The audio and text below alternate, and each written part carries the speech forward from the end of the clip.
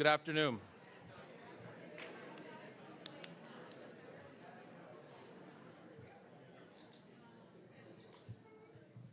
Good afternoon.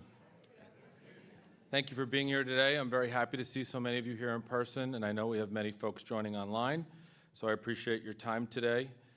Let me just begin by saying that the State of the University Address is a tradition that we have here at Loyola that gives us an opportunity to pause during the fall semester and reflect on where we are and to consider where we are going, because let's face it, we are on a journey together. My goal today is to lay out a full picture of how Loyola is doing, what's coming next, all so we can be well prepared to carry Loyola forward and upward. After all, the reason that our strategic plan was named Together We Rise is because that is quite literal. We do this work together. As we gather today, I would like to proffer that two things are true about Loyola University Maryland at this point in our history. These two things can sometimes appear to be at odds. They can even seem to be in tension. But my hope is that you will see that these two things can be true at the same time. In fact, they are true at the same time. And that you will have, hopefully, a more complete understanding of where Loyola stands today and how we intend to navigate our future. The first truth is that Loyola is strong and thriving. I'm going to say that again. Loyola is strong and thriving. Our students are getting an outstanding Jesuit liberal arts education thanks to our incredible and dedicated faculty, staff, and administrators. They teach and support our students. They provide a welcoming, inclusive environment, and they make sure that our students enjoy an incredible campus experience. We're all working together to create an environment where students benefit from what I refer to, and I know many of you do as well, a truly transformational experience. That is to be contrasted, which is so easily found in the higher education landscape today, which is a transactional experience. I was talking with a student just the other day at my house, a senior that transferred here from an institution that he described, not in these terms, but what he was really saying is that it was all transactional. And he had a brother that had attended here earlier, previously, and he was reflecting on that experience and said it was the opposite of that. That's transformational, and that's what we are. And I'm grateful to each and every one of you for being part of that incredible process and making that educational experience possible for our students. The fact that Loyola is strong and thriving isn't just me saying that. It's been affirmed in ways that, quite frankly, we have never seen before by external third parties. These entities have no agenda other than looking at data and considering the strengths of our outcomes and what we do here at Loyola. So in case you missed it, we retained our U.S. News & World Report ranking as one of the top best regional universities in the North. The North region is the region with the most, by far, educational institutions. We've been positioned in the top 10 for the past decade, and this year we rose to number 6. We were also ranked number 3 in the North for undergraduate teaching. No surprise there. We were included for the 31st consecutive time in the Princeton Review in their best colleges. And this year we were named among the publication's best Mid-Atlantic colleges.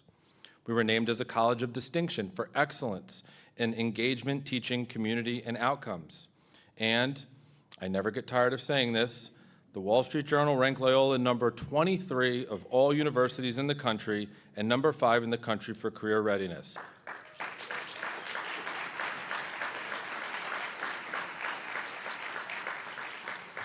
Let's hover on that for a second. There's over 4,000 colleges in America. Princeton was number 1. Good for them. We'll give it to them.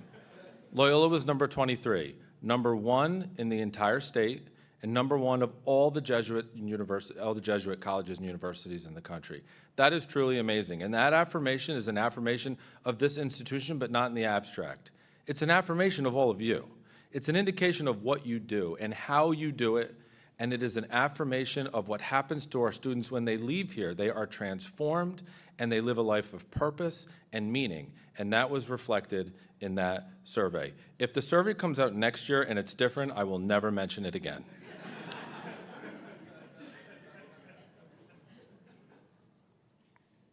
So I say to all of you, for these great accomplishments, thank you and well done. Loyola is a strong and thriving institution. Our admission picture remains strong. In undergraduate admission, applications are up over this time last year with unbelievable interest in our new nursing program. As of Friday, which was our early application deadline, we had received 8,575 applications. I'm sure that number is higher now, which is 17% ahead of last year, 17% ahead of where we were last year. And about 70% of our enrolled class will come from this early application pool, so we're always watching that very closely. So these are very good signs.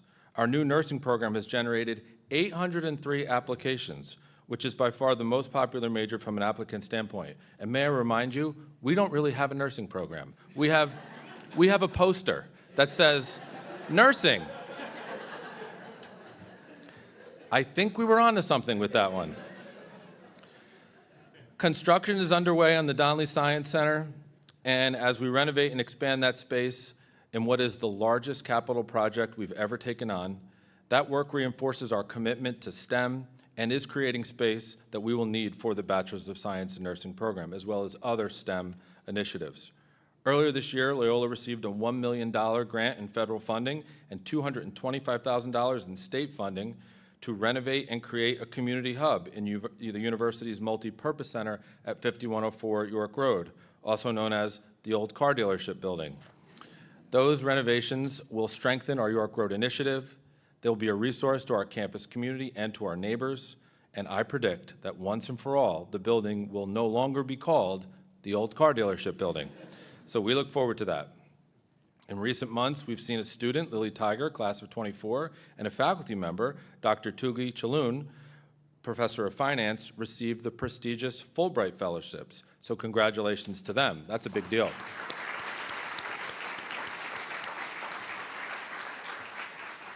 And former Greyhounds lacrosse star Sydney Black was recently selected as a NCAA Top 30 Woman of the Year nominee, a distinction that no Loyola graduate has ever received. So these are just, absolutely, Sydney Black, yep. These are just a few highlights about all of the incredible things that are happening here at Loyola. We have so much to celebrate and so much to legitimately be proud of. So that's the first thing that's true. Loyola is strong and thriving. The other thing that is true is that we simply do not exist in a vacuum. We exist in an industry, if I can use that term, or an ecosystem, an educational ecosystem that is facing significant challenges. But as Tony Soprano once said, this is the business we have chosen. So consider this. So far this year, on average, every single week, on average, one a week, a university or college is closed in this country. And for the first time in our lifetimes, the value of what we do, the value of what we offer, which we know is life-changing, but that doesn't seem to matter. The value of what we do is being questioned in our culture. People are actually asking, is it worth it to go to college? We also know that the population of college-age students in our country is shrinking, and this is most acute in the Northeast, where we attract, traditionally, most of our students. We know that the price of higher education is just simply out of reach for many families. I suspect that might be part of the cynicism that I mentioned and the skepticism that I mentioned earlier. So as a result, to meet our mission, which is to educate students in the Jesuit Catholic tradition, to meet that mission, we must offer need-based financial aid for students to be able to afford a Loyola education, an education that we know will change their life. We're simply not immune from these challenges. These challenges put tremendous pressure on our budgets, and thereby our ability to invest in our future and in our community. Let me say a word about our budget. I heard there was a budget committee a few minutes ago, so if those of you that were in there would like to leave the room for the next 5 minutes, I understand. I know it's a lot. Next year, our operating budget will be, FY26, our operating budget will be around $360 million. That's what it will take to run this university. That in and of itself, to me, is amazing. When I started at Loyola in 1998, I think the operating budget was like $60 or $65 million. $360 million. Our budget committee is hard at work on our FY26 budget, and as we always do, we will balance that budget. That statement in and of itself, we will balance our budget, is a sign of our relative strength, the ability to balance a budget without touching the corpus of our endowment or other critical reserves. Many institutions are simply not able to do that. But the Budget Committee will have to resolve, let's call it a $10 million structural deficit I think you're looking at right now for FY26.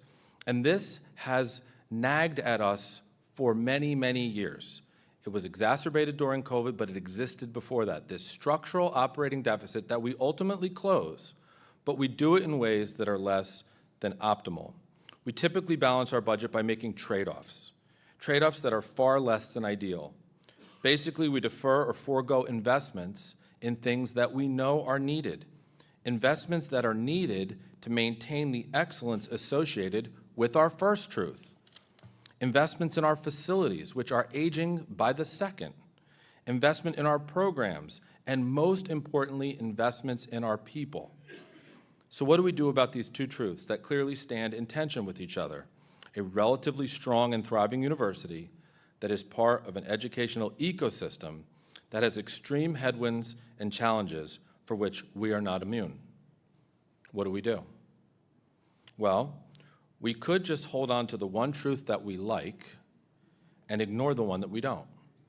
I believe that is referred to officially as kicking the can down the road. That is what many institutions have done and continue to do. And for every year a university makes that choice, they are one step closer to the edge. And they are the ones that will find themselves someday, some soon, some a little bit longer, on the front page of the Chronicle with people saying, they just waited too long. So what do we do? I'm going to step aside from my script for a minute. This is a tricky speech to give. I was talking to, they're sitting right here, Natalie and Cindy in my office just before I came over here. And I said, it's tricky because I am at my core an optimistic person. It's just who I am. I live on the sunny side of the mountain. And I want to say good things about Loyola because it is true. But I think that causes some people to think that we have no problems or we have no challenges. So I sort of, to be honest, over the last few days have perseverated over how do I thread this needle of being really honest about the good things. We should celebrate those things. We should just not live in the despair, but also being clear-eyed about the challenges that we face. And so the example that I said I wasn't going to give today, but now I am going to give it, was it's like you go to the doctor and you feel good and you look good, but the doctor says, listen, you've got high blood pressure, high cholesterol, and if you don't start eating better and if you don't start exercising more, it's not going to be good. Not tomorrow, and I'm not sure when, but eventually it's going to catch up to you. And so you have a choice. You have a choice. And the good news is you're still healthy enough where you can make that choice. You can start exercising. You can start eating better. But it's hard. It's just hard. And so some people do it, and they live a long life, and some people don't, and they have a heart attack when they're 60. And so that's kind of where we are. That's the analogy. Did it work? I don't know. Huh? Okay. All right. This will be safer. Back to the script. What do we do? What do we do? So the courageous thing to do, the honorable thing to do, the responsible thing to do, dare I say the Ignatian thing to do, is to acknowledge that what got us here, almost 175 years, will not get us there the next 175 years. We will and we must face these challenges head on, doing so while we control our own destiny, and we control our own destiny due to our relative strength. Here at Loyola, we are already answering this call, in part by creating a strategic plan that we did together. And it was called Together We Rise. It is called Together We Rise. And it's our roadmap. It's a plan that provides for needed growth, for increased revenue, for greater retention, and for a deep commitment to our values as a Jesuit Catholic university. It allows us to change and to grow without losing our soul and without becoming something that we do not recognize. Our vision is clear. It says in quotes, with a steadfast commitment to student success, Loyola is dedicated to transformational excellence. As a Jesuit Catholic university, we aim to lead with love and to work for justice and aspire to be the best place in the world from which to change the world. That is our vision. Our aspiration states, and I quote, that Loyola University Maryland will be a preeminent university for student success, an institution that equips students to prosper and achieve significance by living a meaningful life for and with others, end quote. And I'm proud to report that 9 months into the implementation of that strategic plan, not even a year, we are already making steady progress. I'd like to share just a few updates with you, keeping in mind that there are many other things that are happening that time just does not permit us to discuss. But in the first area of advancing student and faculty formation, we welcomed our new Associate Vice President for Student Development, Emily Calderon, who is taking the lead to launch the Student Success Network with cross-university representation. For our focus on student well-being, we trained more than 40 faculty, staff, and student leaders in mental health first aid and received a grant to have 3 staff members and 1 faculty member trained as trainers for mental health first aid. This is so critical in meeting our students where they are and giving the resilience that they're going to need to be able to persist through this educational experience that we provide. We've designed a new marketing program around our mission-driven commitment to diversity, equity, inclusion, and justice. And let me be clear on this. No matter how the climate might change or the focus on justice might waver outside of Loyola, we will be working here to cultivate a sense of belonging and inclusion that is underscored by our commitment to our values. That is a non-negotiable for our Jesuit Catholic University.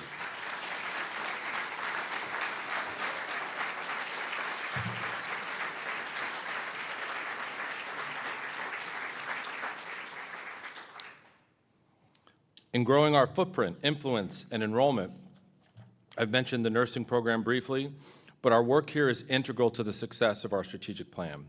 We have so much to celebrate in our new partnership with Mercy Medical Center. We hired the director of our nursing program, Dr. Sharon O'Neill, and we're recruiting our first class, as I mentioned. At our fall open house earlier this month, Dr. O'Neill and Mercy's director of clinical education presented together with a group of prospective nursing students. The space was standing room only, full of students who want to come to Loyola to become nurses. This is a promising growth opportunity for us. We are also pursuing the development of a BA in Environmental Studies and a BS in Environmental Science, 2 programs that we know will excite prospective students, build on our strength in STEM, broaden our market, and speak to our Jesuit mission as a Laudato Si institution. I am equally excited about the prospects of those programs.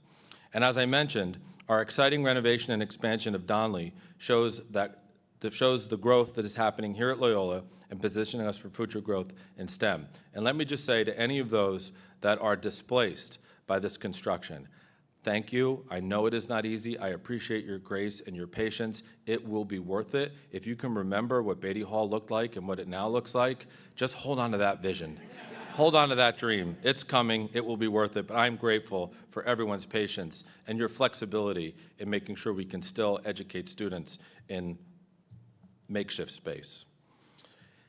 In terms of the care of our common home area, we continue to home our work related to sustainability and integral ecology.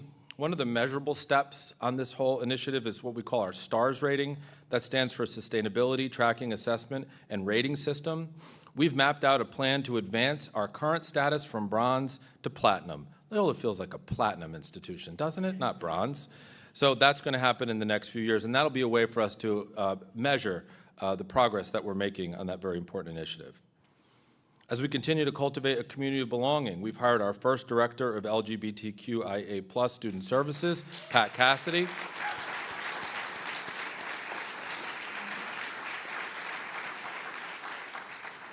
Our Mission and Identity Division has done restructuring and added a new director of the Center for Community Service and Justice.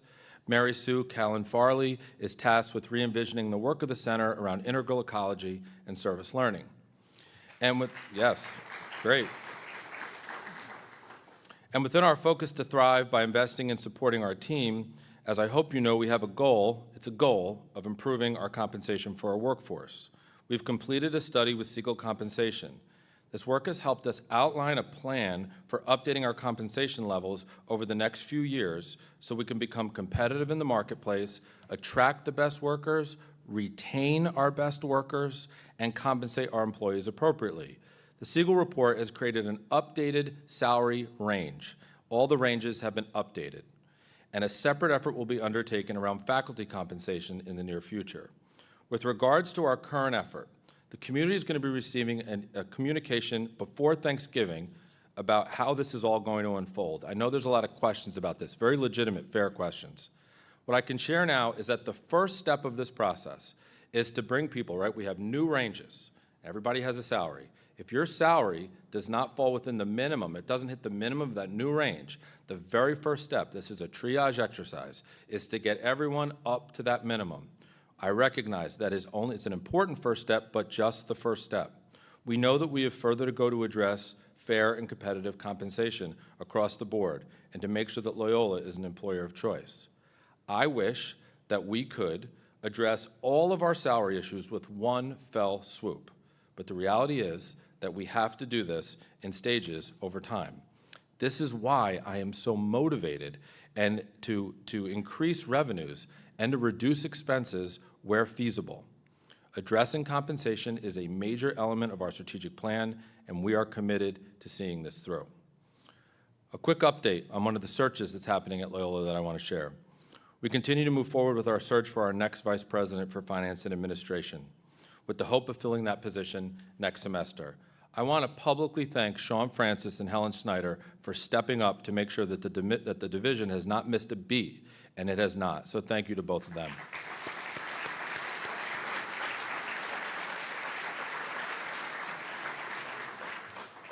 When we look at our progress related to digital transformation, also part of our strategic plan, you're likely aware that we've launched the financial and HR aspects of Workday and are beginning to work on the student sections.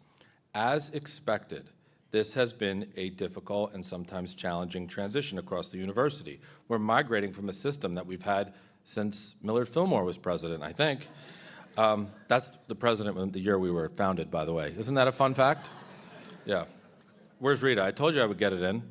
I had a joke about Millard Fillmore in here before. She's like, I don't think it's the right place, but I win.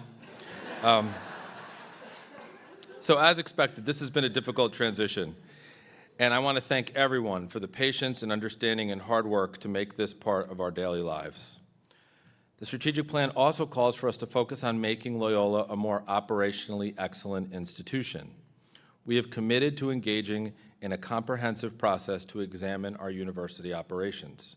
And Huron, an external partner, is working with us to help analyze our operations and to bring outside data, comparative data, to our work. We want to make sure that we're doing all we can to continue to offer an exceptional educational experience at Loyola now and into the future. We must ensure that we can make the investments that I mentioned earlier that will allow us to continue to be strong and thriving. This exercise is essential to create the financial resiliency that will be needed as we move forward. It is essential to help produce the it is essential to help produce the resources that will be needed to execute the compensation study that we just covered. It will be essential to provide the funds that we will need to invest in our strategic plan, a plan that will sustain us when properly invested in and will allow us to grow. It will be essential for us to keep the promise that every dollar of every hard-earned tuition payment that comes into this university by families is used as efficiently as possible. Just want to share a quick story about that. For my 40th birthday, I got this watch from my wife, Courtney. She thought it was time for me not to wear a Swatch watch anymore and bought me an actual adult watch. It stopped working about a couple weeks ago, and I brought it to a jewelry store on York Road. And I went to pick it up in the evening right before they closed. There was a security guard in there, uniform, gun, and I said, hello. I walked in, I pick up my watch. As I'm walking out, he goes, excuse me, are you the president of Loyola? I said, well, yes, I am. And I said, did the Loyola sweatshirt give it away? And he said, I have a son that goes to Loyola. He's a junior. I said, oh my God, that's amazing. He said, yeah. He said, I'm an Anne Arundel County police officer, and I work at this jewelry store to be able to have enough money to pay for your school. I said, well, he had a gun on him, by the way. I said, well, we're honored, and I'm happy. He said, no, it's a great school, and we love it. He said, but we're working really hard to send our son there. He'll be the first young man, first person in our family to go to school, first-generation college student. So that's amazing. Isn't that great? But we can't have Randy work any more hours at the jewelry store than needed for this educational experience. We have to take that seriously, and I do, and I know you all do. But that we made a promise, and so we have to make sure that we're being as efficient as possible. So, as we watch, with real despair, other colleges closing around the nation, I hope you see, as I do, the importance of embracing a process as an opportunity to make sure that that never happens to this institution. This is our time. That's the first thing I said when I became president. And my colleagues that work close with me hear me say this all the time. No one else is coming. It's us. This is our responsibility. We have to do this.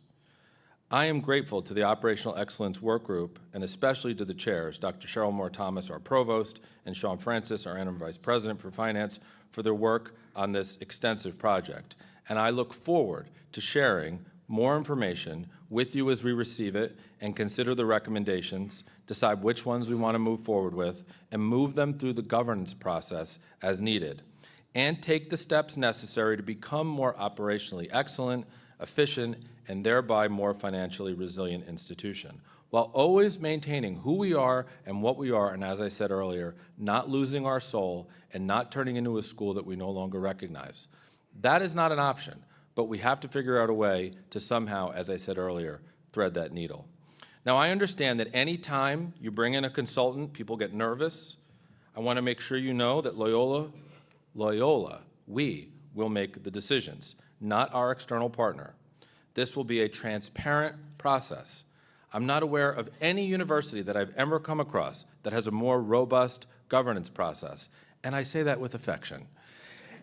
And we will follow it. We will follow our governance process. But as I said, we have an obligation to make sure that every dollar invested in this institution, whether it be by students or by our donors, that we use that money wisely and efficiently. We also have an obligation to the Society of Jesus that has entrusted this institution to us to make sure that we are around for another 175 years. And let me be clear, we will continue to deliver an experience that is based and rooted in the liberal arts and the humanities. Understanding the human condition, things that make us human, have never been more important. The world is a better place because of Loyola and because of the educational experience rooted in those traditions that they get here. We have made a promise to educate young people to learn, lead, and serve in a diverse and changing world. We can and we will continue to deliver on that promise. Now, I want you to know that I show up every single day, completely optimistic about our ability to meet these challenges because of the talent, the compassion, the care, the dedication, the resiliency, and the passion of the people that also show up here every day to invest in our students and their success. So, two things are true. Loyola is exceptionally strong. We are blessed, and we are in a challenging time. I hope you can join me in taking great pride in the strength and also being ready to do what needs to be done to ensure that Loyola's future is strong. We are coming at this challenge from a position of strength. Loyola is fortunate that we still have control over our destiny, while many institutions simply do not. So in closing, before a speech, whenever I'm preparing my remarks, I always think about how I want those listening to the remarks, how I want them to feel when it ends. And I hope it's just not relief. Thank you. That was a joke.